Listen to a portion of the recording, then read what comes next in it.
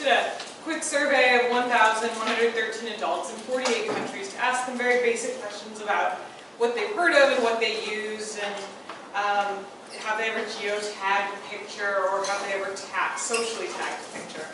And what I found was that just basically, as far as social network participation, it's participation in Facebook, Twitter, Instagram, all of these things, just participating in it, men and women were about equally matched.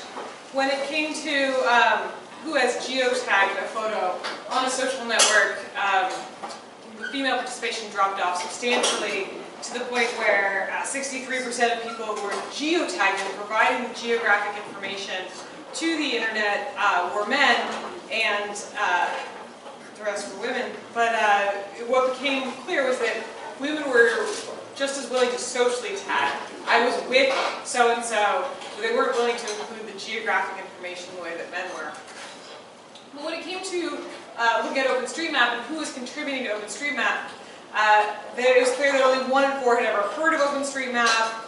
Of those 1 in 4, only 1 in 5 had ever used OpenStreetMap, and of those, only 1 in 6 women had contributed to OpenStreetMap. So OpenStreetMap was really clearly becoming a very male-dominated space where the contributions were happening primarily by men. And anyone who's been to State of the Map, it's quite unsurprising when you look at the crowd of people that gathers for these conferences to discuss issues with open source, crowdsourced base maps and mapping. The vast majority is very male. In the United States, at least, it's very, very white. It's getting better. It's getting better. There are some fantastic people who are changing this dynamic.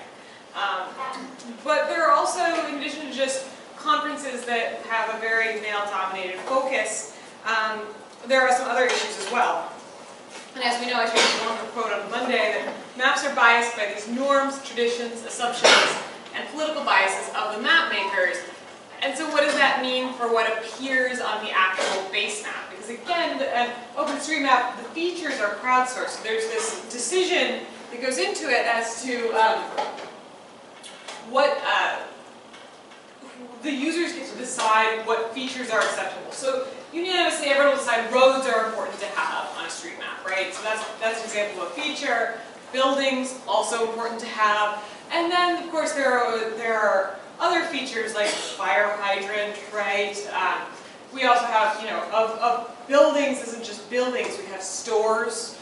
That's a feature. And then, of course, out of stores, we have attributes that describes a clothing store or a food store, because that's pretty important to know as well.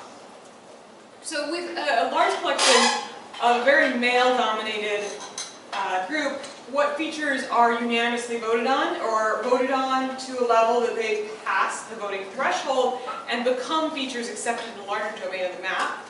There are, of course, bars, which we all know what that is.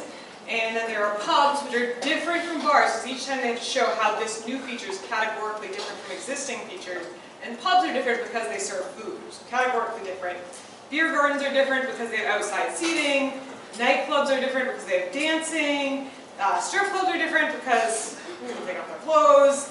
Brothels are different from strip clubs because, well, enough said. And swinger clubs are different from brothels because they're more consensual, I suppose. So you can see there are just like very slight shades of gray, though, separating these different features on the map. That these features are all accepted, and any of you can go on OpenStreetMap and tag using these. Does that make sense? But when it comes to features that maybe fit a different demographic, there's very scant options that have been accepted into the domain of features. So for example, there's kindergarten, which is a place you can send children, we all know what kindergarten is, to be looked at and given education at a certain age. And there is Baby Hatch, where you surrender a child to be taken care of and raised by someone else. It's like an anonymous adoption site. But there's no in-between of childcare or daycare. Well, these have been proposed many times. So both 1-year childcare was proposed and 9-year daycare was proposed. When it comes to voting, these are just rejected outright. And they're rejected for a variety of reasons, and with a very low participation rate in the voting. And so here's when childcare was proposed in 2011 as a place for children to do homework, play, and spend time otherwise after school or kindergarten. It seems like a really reasonable thing to exist on a map when you have such shades of gray among all of the different types of evening entertainment activities. But this actually failed when it came up for a vote. And it failed for reasons like this. I understand this proposal to be the same thing as amenity equals kindergarten, with sometimes different opening hours, and there's no need for another tag for that. So, and then the original author, who's an Austrian man, responds, 10-year-old children go to kindergarten.